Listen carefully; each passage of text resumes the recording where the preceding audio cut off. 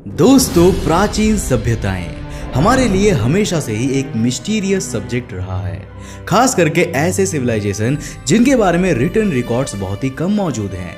ऐसे सिविलाइजेशंस के बारे में हम सिर्फ उनके मॉन्यूमेंट्स और फिजिकल एविडेंसेस को देखकर ही पता कर सकते हैं। उनके रहने और सोचने के तरीके का सिर्फ हम अनुमान ही लगा सकते हैं। ऐसी ही एक प्राचीन सभ्यता है इजिप्ट की। इजिप्ट का नाम सुनते ही हमारे दिमाग में पिरामिड्स और ममीज की तस्वीर आ जाती है, और आए भी क्यों नहीं। ये सिविलाइजेशन थी ही इतनी मिस्टीरियस कि इन पर बहुत सी फेमस मूवीज भी बनाए गए हैं। यहाँ तक कि कुछ लोग तो ये भी मानते हैं कि ममीज अपने मकबरे से बाहर निकलकर जिंदा हो जाएंगी। लेकिन आज मैं आपको इन साइंस फिक्शन की स्टोरीज के बारे में नहीं बताऊंगा, बल्कि आज मैं आपको रियल चीजें बताऊंगा जो एंशिएंट इजिप्शियंस बिलीव किया करते थे। भले ही ये सिविलाइजेशन 5000 साल पुरानी हो, लेकिन ये कहना गलत नहीं होगा कि अपने टाइम के मुकाबले ये सबसे एडवांस सिविलाइजेशन हुआ करती थी। ये सिर्फ अर्थ की ही नहीं बल्कि उसके बाहर के स्टार्स की भी नॉलेज रखती थी। यहाँ तक कि जो पिरामिड्स आज आप देख रहे हैं उनका भी कनेक्शन आसमान में मौजूद सितारों से है। इजिप्शियंस के लिए एस्ट्रोनॉमी और गॉड्स में ज्यादा फर्क नहीं था। उनके द्वारा छोड़े गए बहुत से ऐसे एंशिएंट टेक्स्ट्स हैं जिसमें रात के आसमान और उन चमकते सितारों के बारे में एक्सप्लेन किया गया है। और आज के इस वीडियो में हम इन्हीं एंशिएंट इजिप्शियंस और उनके बिलीव्स के बारे में जानेंगे। तो बस बने रहिए मेरे साथ वीडियो के एंड तक। तो हेलो गाइस, मैं हूं कौशिक और चलिए जानते हैं पिरामिड्स के इतिहास और सितारों से उनके संबंध के बारे में। दोस्तों, आप अपने स्क्रीन पर जो देख पा रहे हैं वो द नील के आसपास का रीजन है, और ये छोटा सा कीड़ा द डंग बीटल है जो अपने कोकून को रोल कर रहा है। इस अजीब से 2 इंच के कीड़े के लिए ये कोकून ही खाने और अपने अंडे देने का एक सोर्स है। इस बीटल को द स्कैरब भी कहते हैं। लेकिन एक मिनट, मैं आपको इसके बारे में क्यों बता रहा हूँ? क्योंकि ये अर्थ का इकलौता ऐसा इंसेक्ट है जो मिल्की वे गैलेक्सी में मौजूद स्टार्स की लाइट से रास्ता ढूंढता है। भले ही रास्ता कितने ही ऑब्स्टिकल से घिरा हो, ये स्टार्स के अलोंग एक स्ट्रेट लाइन में चलता जाता है। बायोलॉजिस्ट ने इसके इस कनेक्शन के बारे में अभी साल 2013 में ही डिस्कवर किया था। लेकिन इसका इजिप्ट के साथ क्या कनेक्शन है? मैं आपको बता दूं कि इजिप्शियंस के लिए ये स्कैरब बीटल एक बहुत बड़ा सैक्रेड सिंबल था। वो इसे अपने गॉड्स से कनेक्ट करके बहुत सी जगह पर दिखाते हैं। ये एक तरह से उस लिंक को दर्शाता है जो इजिप्शियंस और गॉड्स के बीच में थी। ये बहुत ही इंटरेस्टिंग है कि एक इतनी बड़ी सिविलाइजेशन इतनी छोटी सी चीज पर इतना ज्यादा फोकस कर पाए थे, वो भी शायद बिना इस नॉलेज के कि स्कैरब बीटल तारों से अपना रास्ता ढूंढ सकते हैं। इजिप्शियन टेम्पल्स और हायरोग्लाइफिक्स में इस बीटल को ऑलमोस्ट हर जगह दिखाया गया है। हायरोग्लाइफिक्स इजिप्ट की फॉर्मल राइटिंग सिस्टम है। इसमें करीब 1000 से भी ज्यादा डिस्टिंक्ट कैरेक्टर्स देखने को मिल जाते हैं। लेकिन फिर भी ये स्कैरब बीटल ही था जो बार बार टेम्पल वॉल्स पर देखा जा रहा था। टेम्पल ऑफ कार्नाक इजिप्शियंस के लिए एक बहुत ही सैक्रेड प्लेस हुआ करती थी जहां फेरोज की कोरोनेशन सेरेमनी की जाती थी। मैं आपको बता दूं कि एंशिएंट इजिप्शियंस में फेरोज को वहां के रूलर्स और किंग्स कहा गया है। ये वही जगह थी जहां रूलर्स को क्राउन किया जाता था। इसी टेम्पल के पास एक जायंट स्कैरब बीटल की मूर्ति बनाई गई थी जिसे इजिप्ट के लोग गॉड खेपरी के नाम से भी जानते हैं। लेकिन आखिर वो क्या वजह है कि इस बीटल को इतना ज्यादा इंपॉर्टेंस दिया गया है? मैं आपको बताता हूँ। इजिप्शियंस हर रोज दिन में सूरज को मूव होता हुआ देखते थे। ठीक उसी वक्त उन्होंने डेजर्ट में एक जायंट स्कैरब बीटल को सैंड के अक्रॉस एक गोल्ड डंग को मूव करते देखा, और इससे ही वो इस कंक्लूजन पर पहुंचे कि सूरज जैसे बड़े गोलाकार चीज को भी कोई जायंट स्कैरब बीटल ही मूव कर रहा है। इजिप्ट में स्कैरब गॉड खेपरी एक पायलट की तरह था जो गॉड्स को सूरज के चैरियट पर बिठाकर चलाया करता था। बहुत सी जगहों पर इस एंशिएंट स्कैरब बीटल को ह्यूमन फॉर्म में भी दिखाया गया है।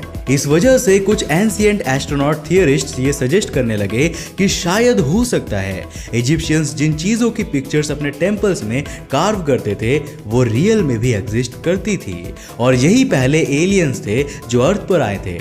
लेकिन ये थियरी बहुत ही अनबिलीवेबल साउंड करती है। इजिप्शियंस के इन मिस्टीरियस टेक्स्ट्स को देखकर हम ये बात तो साफ कर सकते हैं कि वो अपने बिलीफ्स के प्रति बेहद ही प्राउड थे। एंशिएंट इजिप्शियंस रात के आसमान को बहुत ही क्लोजली फॉलो करते थे। वो कॉन्स्टेलेशंस और सितारों के मोशंस को स्टडी करके ये पता करते थे कि कब फसलों की बुआई करनी है और कब उन्हें हार्वेस्ट करना है। लेकिन एक बहुत ही लंबा डिबेट चला आ रहा है जिसमें लोगों का कहना है कि खुद पिरामिड्स स्टार्स की अलाइनमेंट को ध्यान में रखकर बनाए गए थे। पिछले बहुत सालों में रिसर्चर्स ने पिरामिड्स के बहुत से सेलेस्टियल अलाइनमेंट्स प्रपोज किए हैं, स्पेशली गीजा पिरामिड कॉम्प्लेक्स के। कायरो इजिप्ट के बाहर मौजूद इस साइट पर द ग्रेट स्फिंक्स और 3 मेजर पिरामिड्स है, the pyramid of Menkaure, the pyramid of Khafre और the great pyramid of Giza. ये सभी पिरामिड्स 2500 BC में बनाए गए थे। इन पिरामिड्स और स्टार्स के कनेक्शन की थियरी बहुत ही पुरानी है, लेकिन 1980s में रॉबर्ट बोवेल नाम के एक रिसर्चर ने एक बहुत ही इंटरेस्टिंग कंक्लूजन वर्ल्ड के सामने रखा। उन्होंने कहा कि ये तीनों पिरामिड्स ओरायंस बेल्ट के 3 स्टार्स और उनके बीच के सेपरेशन को दर्शाते हैं। ओरायन कॉन्स्टेलेशन रात के आसमान में मौजूद कुछ बेहद ही ब्राइट स्टार्स में से एक है। रॉबर्ट बावेल का यह आइडिया साल 1995 के New York times best seller the Orion mystery में मेन स्ट्रीम हुआ था, जिसमें उन्होंने ये भी कहा कि पिरामिड्स को as a gateway of stars के लिए बनाया गया था। उनके इस आइडिया को ओरायन कोरिलेशन थियरी का नाम दिया गया, लेकिन आज इस आइडिया को आर्कियोलॉजिस्ट पूरी तरह से डिनाई करते हैं, क्योंकि किसी भी इजिप्शियन टेक्स्ट में इस डिजाइन के स्टार के साथ कोरिलेशन के बारे में नहीं लिखा है। क्रिटिक्स कहते हैं कि जो लोग इस चीज पर बिलीव करते हैं वो पेराइडोलिया का शिकार हो गए हैं, जिसमें ह्यूमंस किसी भी शेप और पैटर्न को देखकर उनका मतलब खोजने लगता है। यहां तक कि ये तीनों पिरामिड्स एक साथ प्लान करके भी नहीं बनाए गए थे। द पिरामिड ऑफ मेनकौरी, जो कि बाकी दोनों से थोड़ा छोटा है, बहुत ही बाद में बनाया गया था, इसीलिए इनका स्टार्स के साथ कोरिलेशन किसी इंटेंशन के साथ नहीं किया गया होगा, है ना। द ओरायन कोरिलेशन की थियरी एक और चीज की वजह से बहुत फेमस हुई थी। रिसर्चर्स को द पिरामिड ऑफ गीजा में 2 नैरो शाफ्ट्स यानी कि ओपनिंग्स मिले थे। ये शाफ्ट्स द किंग्स चेंबर से एक्सटेंड होकर आए थे। बहुत से एक्सपर्ट्स सजेस्ट करते हैं कि ये एयर शाफ्ट्स हैं, मतलब यहाँ से हवा सीधे किंग के कब्र वाले चेंबर में जाएगा। लेकिन भला किसी मरे हुए ममीज को ऑक्सीजन की क्या जरूरत हो सकती है।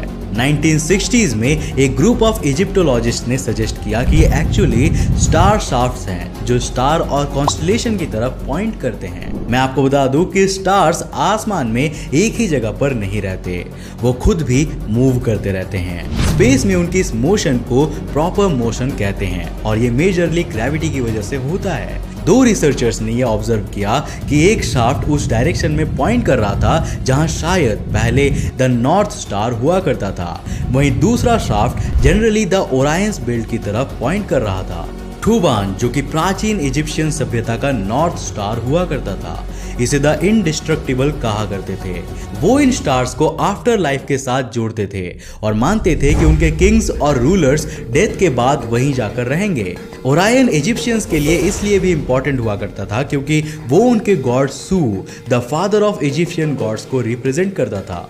2020 में लीड्स यूनिवर्सिटी के रिसर्चर्स ने यह फैसला किया कि वो एक स्मॉल रोबोट इस शाफ्ट में भेजकर उसका अल्टीमेट पर्पस पता कर लेंगे। रोबोट ने शाफ्ट में करीब 60 मीटर्स अंदर तक नेविगेट भी कर लिया था, लेकिन टनल के एंड में उनके लिए एक बहुत ही मिस्टीरियस सरप्राइज वेट कर रहा था। रोबोट ने अपना कैमरा एक इंटेंशनली प्लेस्ड रॉक के पीछे ले गया और उसने डिस्कवर किया एक एंशिएंट स्मॉल चेंबर जिसमें बहुत से सिंबल फ्लोर पर बने हुए थे, लेकिन उसके आगे एक और बड़ा स्टोन होने की वजह से वो और आगे नहीं जा पाया। खैर, इस रोबोट का सफर सक्सेसफुल रहा था क्योंकि उसने करीब 9 घंटे की फुटेज डेवलप कर ली थी। एक रोबोटिक्स एक्सपर्ट का कहना था कि शाफ्ट के अंदर के आर्ट वर्क को देखते हुए हम ये पक्के तौर पर कह सकते हैं कि वो सिर्फ और सिर्फ एक एयर वेंट का काम नहीं करती थी। शाफ्ट्स और स्टार्स की अलाइनमेंट से हटकर भी दूसरे अलाइनमेंट्स हैं जो हम इन पिरामिड्स को देखकर कंसीडर कर सकते हैं, जैसे कि विंटर सॉलिस्टिस में जब अर्थ के पोल्स सूरज से दूर मैक्सिमम टिल्ट पर पहुंच जाते हैं तब उसका सनसेट सीधा पिरामिड ऑफ मेनकौरी पर आकर गिरता है।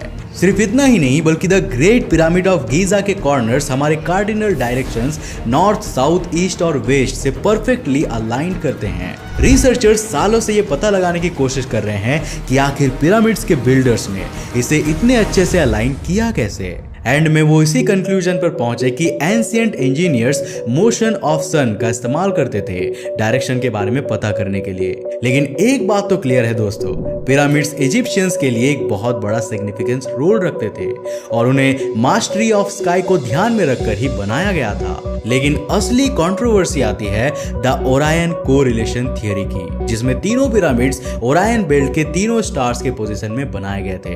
अगर आप इनके पोजीशंस को कंपेयर करें तो आपको थोड़ी बहुत सिमिलैरिटीज ही दिखेंगी। ये भी एक वजह है कि बहुत से लोग इस बात पर बिलीव नहीं करते।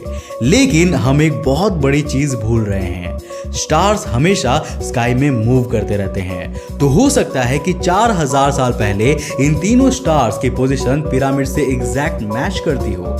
अब इस थियरी को बिलीव करना ना करना आपके हाथ में है, लेकिन जो भी कहो यार, इन पिरामिड्स की स्टोरी सुनकर सच में रोंगटे खड़े हो जाते हैं। आखिर कैसे इतने ज्यादा एडवांस थे हमारे पूर्वज? क्या आपके पास इस सवाल का कोई जवाब है?